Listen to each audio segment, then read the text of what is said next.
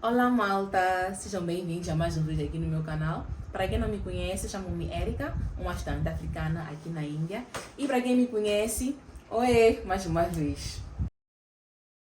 Bom, hoje vamos falar um pouco sobre a minha bolsa de estudos, como eu vim parar aqui, processo de candidatura, requisitos e tudo mais. A minha bolsa é a bolsa do ICCR. O que é a bolsa do ICCR? A bolsa do ICCR é uma bolsa do governo indiano, disponível para mais de 100 países e é uma bolsa com muita facilidade para estudantes estrangeiros poderem estudar nas universidades indianas de graça. E a bolsa pode possuir o grau de licenciatura, mestrado, PhD. E também inclui cursos como engenharia, TI, ciências, artes e por aí vai. Como é que eu descobri a bolsa e como é que eu decidi aplicar meu processo de candidatura? Bom, essa é uma pergunta que muitas pessoas fazem e eu descobri a bolsa não através de sites ou grupos ou o quê, mas através de recomendação. Um amigo meu que já estava aqui me recomendou, me mandou o processo de candidatura e tudo mais. Eu decidi concorrer naquilo de ok, vamos ver no que vai dar. E foi nisso que deu. Aqui estou eu e assim foi. Vou falar mais sobre o grau de licenciatura, porque é o grau em que eu estou a cursar e que tenho mais experiência. Então, primeiro vamos falar sobre critérios de elegibilidade.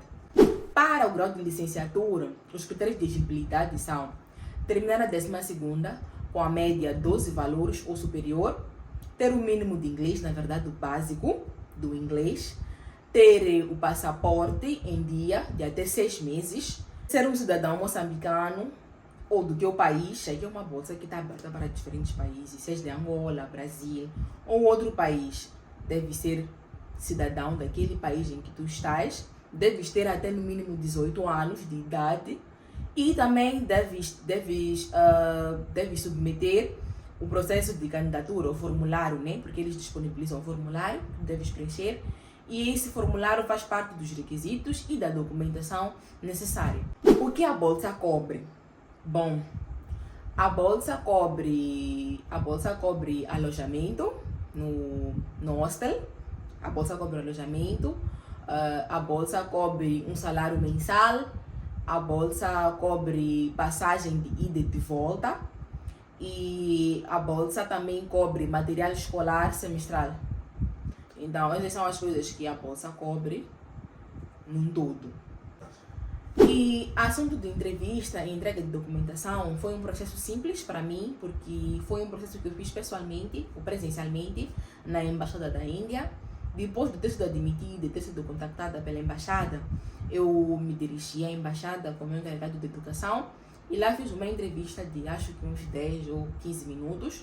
E foi uma entrevista leve, simples, que lá estava o representante da Índia e uma representante moçambicana. Então foi uma entrevista leve, simples, que pode ser ou online ou fisicamente, mas no meu caso foi uma entrevista física. O processo de tratamento de visto também foi um processo que a embaixada que se responsabilizou. Eles simplesmente exigiram que nós entregássemos alguns documentos. Ou seja, primeiro nós tivemos que aplicar para um visto online, o e-visa, e de seguida vamos deixar alguns documentos na embaixada para que eles pudessem prosseguir com o processo de visto. Então nós não nos preocupamos muito com tratar visto, aquilo, lá, não. A embaixada responsabilizou-se em tratar visto de cada um de nós e eles nos entregaram o passaporte já com o visto lá e tudo pronto. Simples assim, eles entregaram tudo prontinho. O processo de viagem normalmente é um processo que acontece daqui para aqui.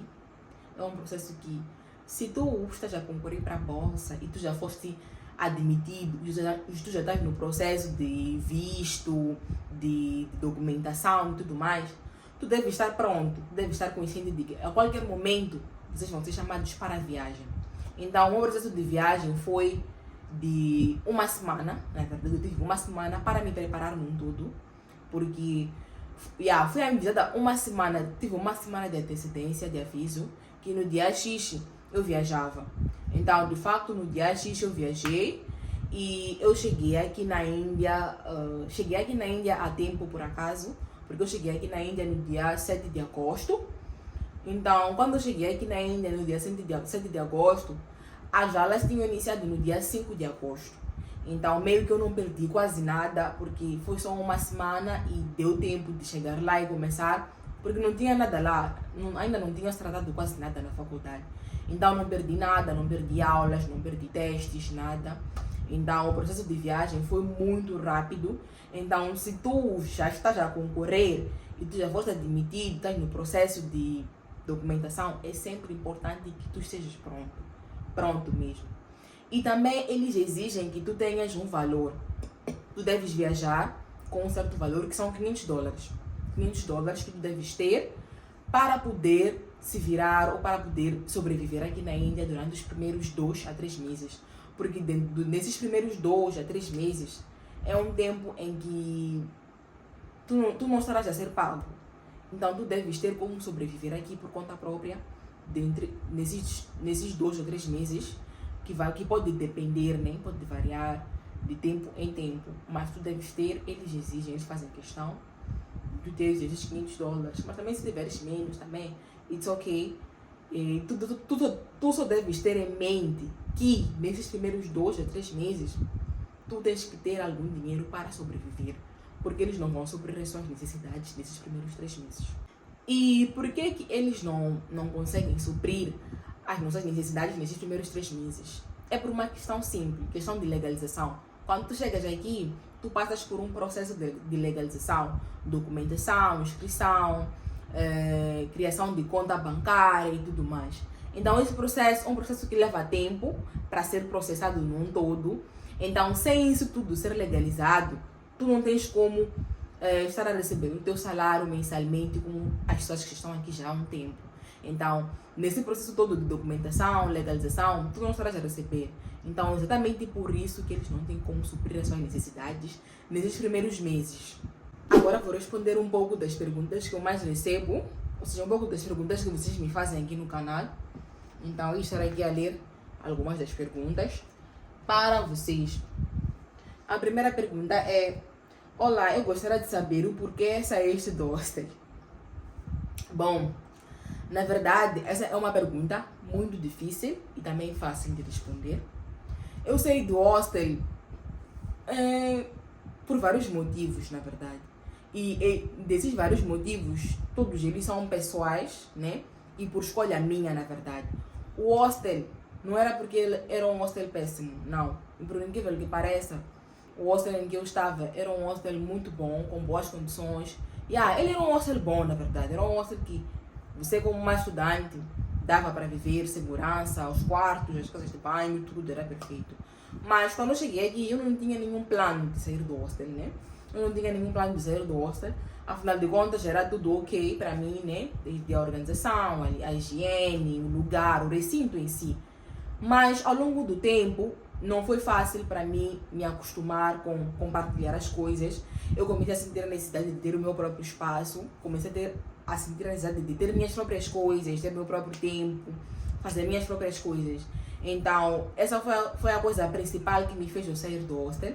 Então, basicamente foi por isso. Querer ter meu próprio espaço.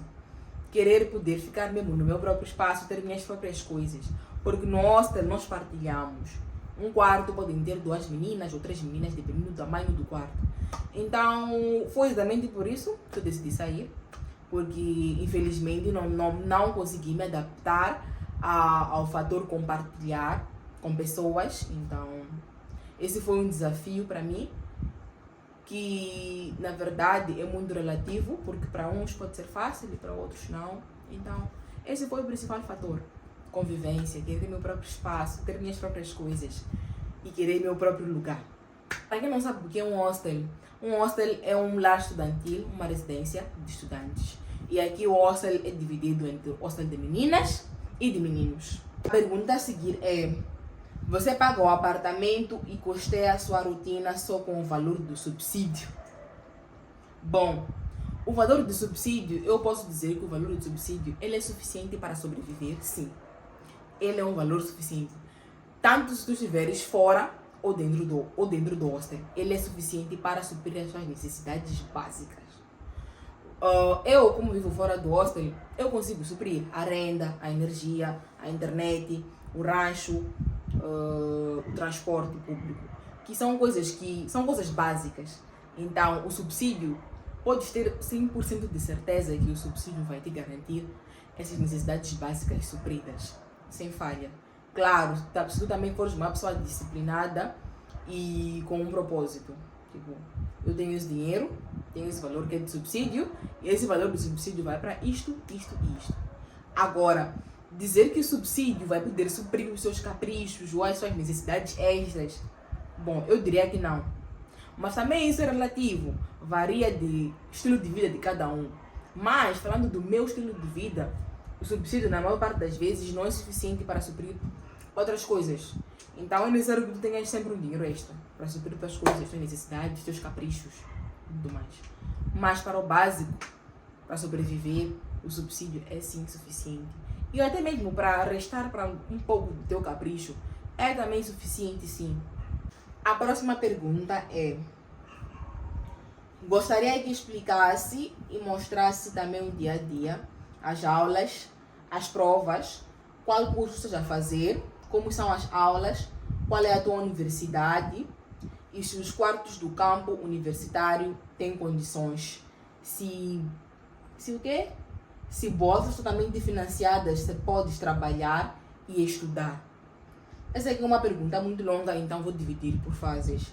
Que a primeira questão dele, na verdade, ele pediu que eu mostrasse também como é a rotina, né? A rotina de estudos da faculdade e tudo mais. Que é um vídeo que eu farei assim, né? Numa outra ocasião, porque é um vídeo que eu preciso mostrar e explicar mais sobre como é que é a rotina de estudo da escola. Então, a primeira pergunta é sobre as provas. Ele gostaria de saber sobre as provas. Sobre as provas, bom, aqui, primeiro, nós temos 3 exames. Primeiro, que é o MID, que MID seria tipo teste 1. Temos o teste 1, temos o teste 2 e temos o exame final.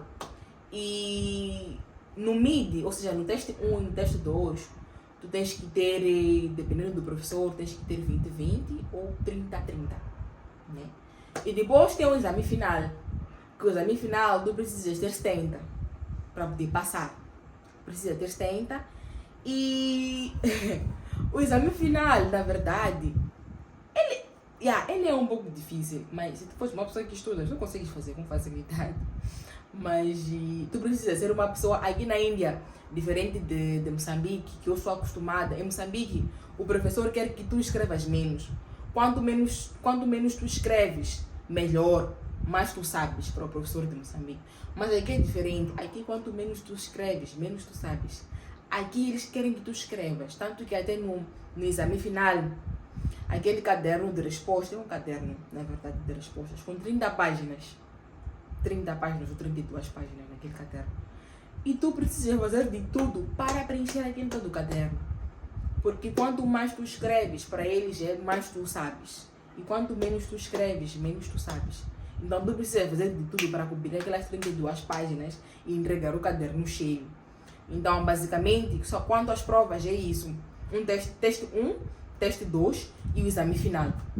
E depois tem a pergunta que diz qual o curso que estás a fazer. O curso que eu estou a fazer Engenharia Informática, que são 4 anos. Agora eu estou no fim do meu 2º ano e em junho eu vou entrar para o meu 3º ano. Então, é isso. Como são as aulas? Eu disse que vou fazer um vídeo sobre isso. Qual é a tua universidade? A minha universidade é Andhra University, Andhra Pradesh e Andhra University. E ele também gostaria de saber se os quartos do campus universitário têm condições. Se os quartos têm condições, isso depende dos hostels. Porque aqui tem diferentes hostels, tem vários hostels na verdade. E tem hostels masculinos e femininos. Tem hostels que são horríveis, eu não vou mentir. Tem hostels que são péssimos. Péssimos de verdade. Eu quando cheguei, eu fiquei em 2 hostels. Quando cheguei, eu fiquei no primeiro hostel, que fiquei 4 a 5 dias. E depois me mudei para outro hostel. O primeiro hostel que eu fiquei era horrível, foi uma experiência muito péssima. Não tinha nenhuma condição, aquilo era uma coisa devastadora, a casa de banho era compartilhada. Era um caos, não tinha nada de condições. Ali, se você chegasse e visse aquilo, você ia querer voltar. Mas eu também acredito que aqui, acredito que os hostels daqui são bem melhores em relação aos hostels de outros estados, porque eles reclamam mais. E pelas coisas que eu já vi de outros estados, os hostels daqui são bem melhores. Alguns. Mas sim, é um 50-50. Existem hostels bons e existem hostels que são horríveis. Horríveis mesmo, de péssimos. Então, depende de onde tu vais calhar. E a próxima questão dele é se bolsas totalmente financiadas podes trabalhar e estudar. Não. Aqui tu não podes trabalhar porque tu não tens licença de trabalho, tu não tens nenhum visto de trabalho. A única coisa que tu podes fazer é estudar, porque na verdade tu estás aqui só para estudar. Então tu não podes trabalhar, infelizmente. Mas se tu tiveres uma coisa online, ou um trabalho, ou sei lá, qualquer coisa no teu país para fazer, tu podes. Mas, tipo, assim, literalmente trabalhar aqui na Índia, tu procurares um emprego e trabalhar, não, tu não podes, porque não temos licença de trabalho, não temos visto de trabalho. Não é permitido trabalhar como estudante. Bom, vou parar por aqui. Acredito que consegui responder um pouco das perguntas mais frequentes e um pouco das curiosidades que a maioria de vocês tem. E se vocês tiverem alguma dúvida, se vocês gostaram de saber mais sobre a vida de uma estudante aqui na Índia, sobre a universidade ou mesmo sobre a bolsa, não se esqueçam de comentar. Vocês podem comentar aqui que eu sempre vou responder, vou sempre fazer um vídeo a explicar um pouco e a responder aquilo que vocês tanto têm curiosidade de saber. Obrigada por estarem aqui, obrigada por acompanharem. E se você é novo no canal, não se esqueça de subscrever ao canal, deixar um like e dizer o que tu gostaria de saber sobre a vida de uma estudante aqui na Índia. Beijos, tchau!